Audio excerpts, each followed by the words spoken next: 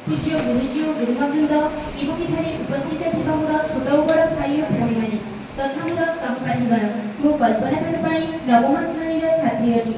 आज मो पारंपरिक शिक्षा ठारू ऑनलाइन शिक्षा अधिक उपयोगी विषयर सपक्ष मोर मत उपस्थापना करुछि।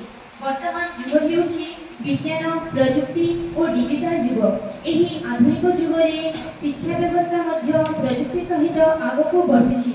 ऑनलाइन शिक्षा शिक्षार एक गुरुत्वपूर्ण माध्यम। ऑनलाइन शिक्षा माध्यम घरे बसी मध्य छात्र छात्री शिक्षा ग्रहण करि पारुछंती।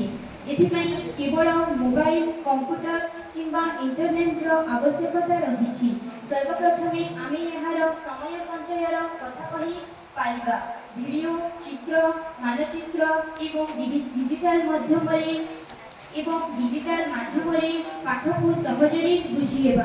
जो विषय श्रेणी कक्ष धरी बुझीबा कष्टकर ऑनलाइन रे ताहाकू बारंबार देखि हुए। एहा द्वारा छात्र छात्री माने निज गति अनुसार शिक्षा ग्रहण करि पारंती। ऑनलाइन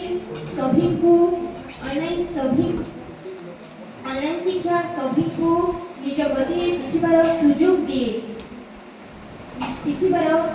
दिए। मो पारंपरिक शिक्षा को